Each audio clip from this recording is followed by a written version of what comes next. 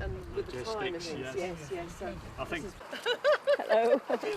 If you watched in April, you will have seen members of the Battlefield Society marvelling at the completed victorious horse and knight.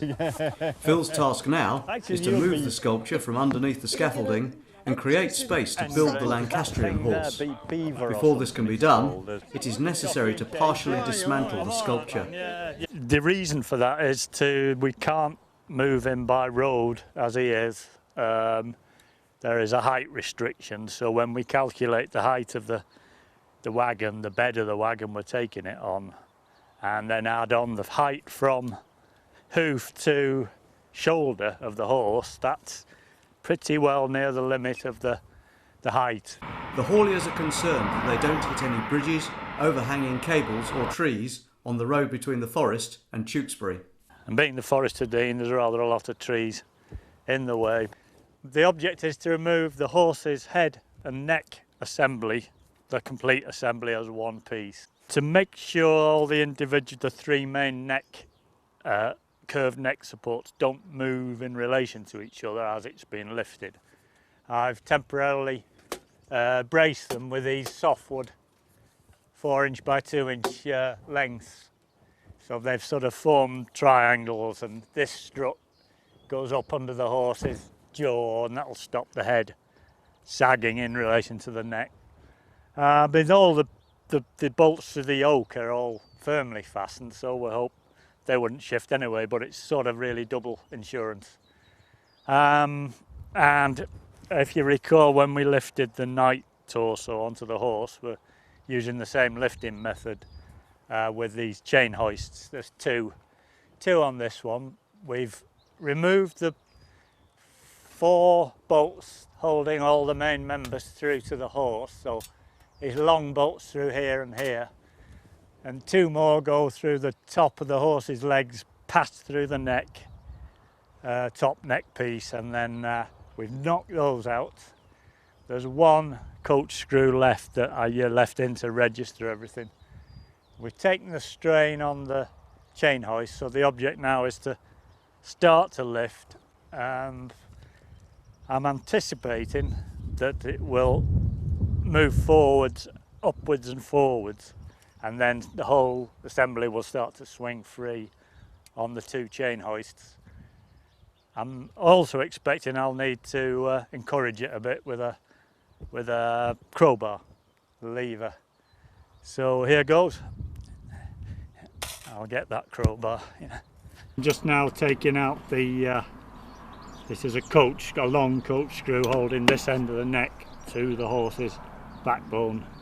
I'll then take out these 2 long through bolts, 14mm through bolts, that pass through the top of the legs and right through the backbone, the neck piece, top neck piece. So I'll hammer those out.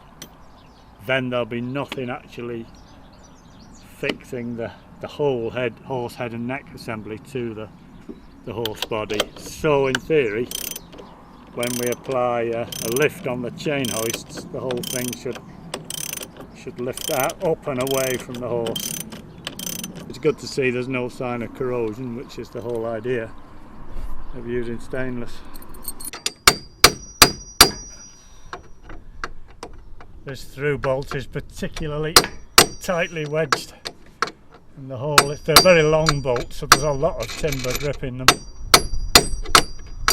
He's moving, but slowly. You can see the next jump forward from a mark I made earlier. Now this push rod had just slipped. It had slipped alongside the threaded rod, just got jammed. Phil overcomes some difficulties and succeeds in removing all the bolts and rods that secure the neck and head to the body.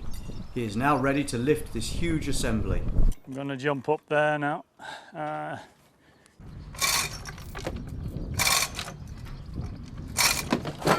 Whoa! Whoa!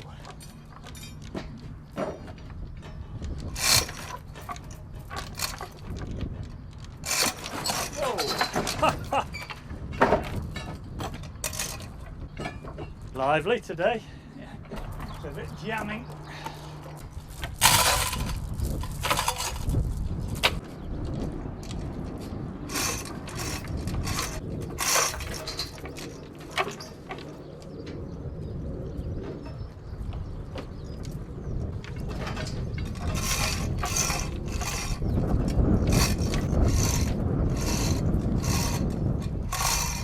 He's hanging free now.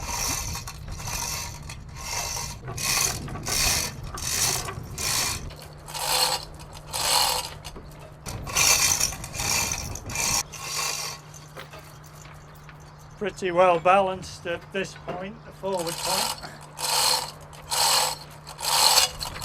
Now we'll have to see. We'll have to see if there's enough length on the chain to drop it all the way.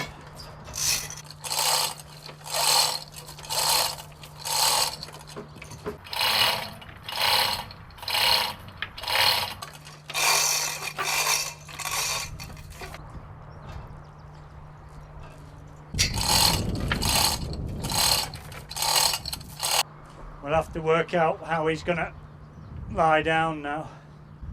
I might just chock it under one of the neck pieces.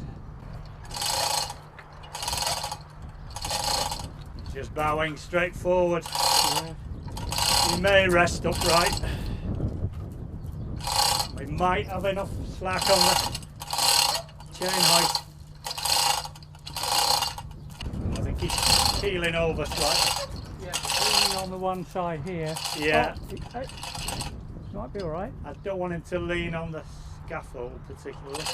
I might have to rejig it. See what he wants to do. He's going this way. Whoop. I'll get some timber under him.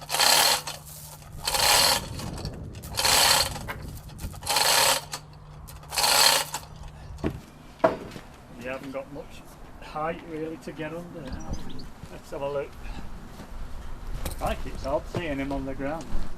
Headless horse. Crikey. Yeah, a bit under that one might do it. See what we've got. Nettles.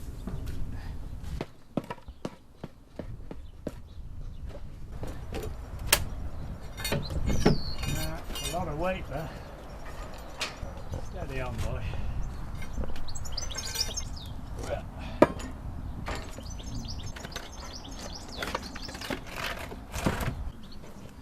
With any luck he may rock that way or just stay vertical.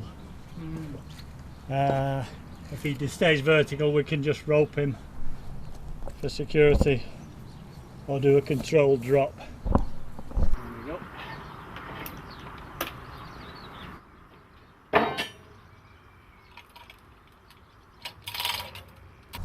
I'm going to re-hitch and we can drop him fully down sideways.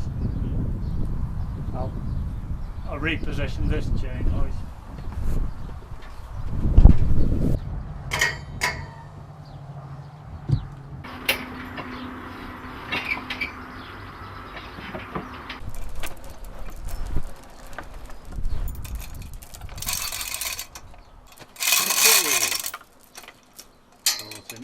Just let him down gently. You might try and kick back at me.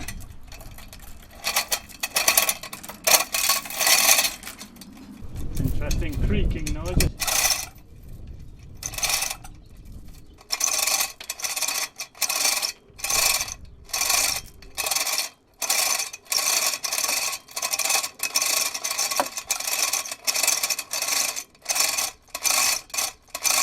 Put him on some bearers.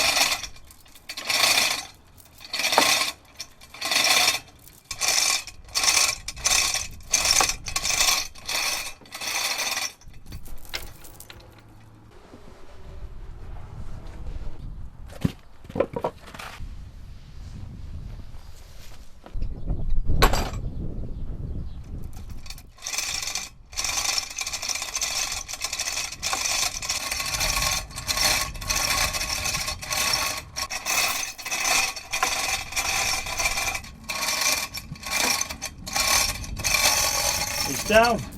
The next task is to move the head away from the construction area. The head will be conveyed over to rest over there with the other 3 components. Next one is to take the night off.